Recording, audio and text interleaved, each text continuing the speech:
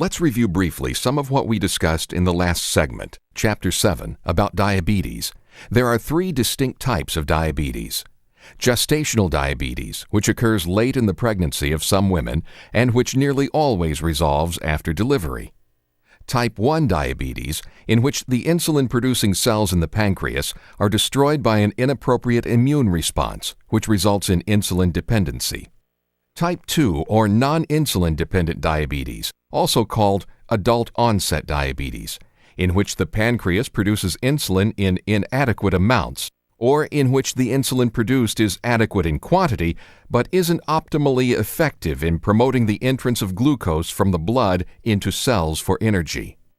Additionally, prediabetes is a condition when hyperglycemia is present but is not high enough for a person to be called a diabetic.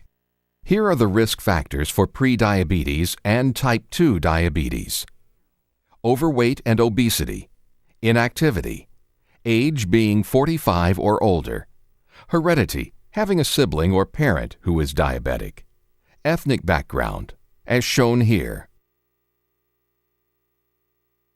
Gestational diabetes, or by having a child with a birth weight over 9 pounds, hypertension, HDL or good cholesterol below 35, triglycerides over 250.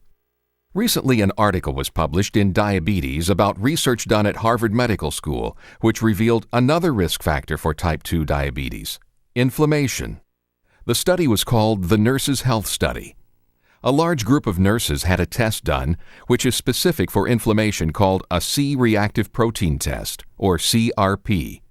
They were checked over the next 10 years to see if they developed diabetes during that period. 737 developed diabetes, and they were matched by age, race, and weight against 785 women in the study who did not develop diabetes. It was found that those with the highest levels of CRP had 4 times the risk of developing diabetes than those who had the lowest levels of CRP. And the researchers concluded that this marker for inflammation may be a strong and independent predictor of type 2 diabetes. Why is this study important?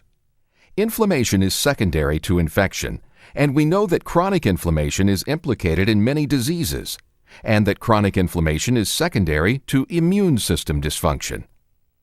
Transfer factors are a nutritional supplement that could be very beneficial for the pre-diabetic and type 2 diabetic because transfer factors are known to stimulate and educate the immune system.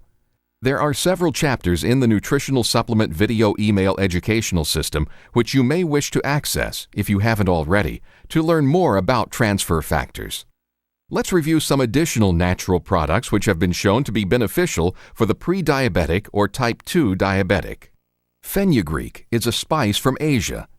Studies have shown that it stimulates the insulin-producing cells in the pancreas called beta cells, and it has been shown to lower blood glucose levels. Bitter melon improves glucose utilization and lowers fasting and postprandial or after-eating blood glucose levels. It may help repair damaged insulin-producing beta cells. And bitter melon lowers the synthesis or production of glucose. Gymnema, a member of the milkweed family, has been demonstrated to lower blood glucose levels by increasing insulin release and by decreasing glucose absorption. Indian quinoa comes from a tree of the same name and has insulin-like properties which result in the lowering of blood glucose levels. Korean ginseng provides both short-term and long-term benefit by increasing both the sensitivity to and the secretion of insulin. Alpha-lipoic acid, or ALA, is a well-known antioxidant, but it also has been shown to have benefits in diabetes. 74 patients were randomly given ALA or a placebo in a 4-week study. When compared to the placebo, significantly more subjects had an increase in insulin-stimulated glucose uptake after ALA treatment.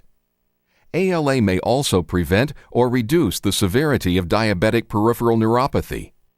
Chromium, especially niacin-bound chromium, is well accepted to be useful in the pre-diabetic and type 2 diabetic. It improves blood glucose in the diabetic without affecting individuals with normal or low blood sugar. It increases insulin receptor sites and facilitates insulin binding at the receptor sites, promoting entrance of glucose into cells. Chromium lowers something called hemoglobin A1C, which we'll discuss in a moment. And finally, vanadium inhibits glucose from leaving cells and is felt to have insulin-like activities. The National Academy of Sciences has set the upper limit of vanadium at 1.8 milligrams daily due to the potential for toxicity. The term hemoglobin A1C was mentioned briefly. This is an excellent test to determine long-term blood sugar levels in a diabetic. A certain amount of the hemoglobin in red blood cells binds with sugar. The higher the sugar level, the higher the glycated or sugar-coated hemoglobin level will be. Since red blood cells circulate for several weeks before being destroyed, the measurement of what is called hemoglobin A1C produces a weeks-long picture of how a diabetic is controlling their blood sugar level, not just an instant picture that is obtained with a single routine blood sugar reading. Lifestyle changes and the intelligent selection of certain nutritional supplements, as we have discussed, can certainly prevent many pre-diabetics from becoming a diabetic, and can also help many type 2 diabetics return to normal blood sugar levels, and therefore prevent them from suffering from the many diabetes-related illnesses that are becoming so prevalent in countries all over the world.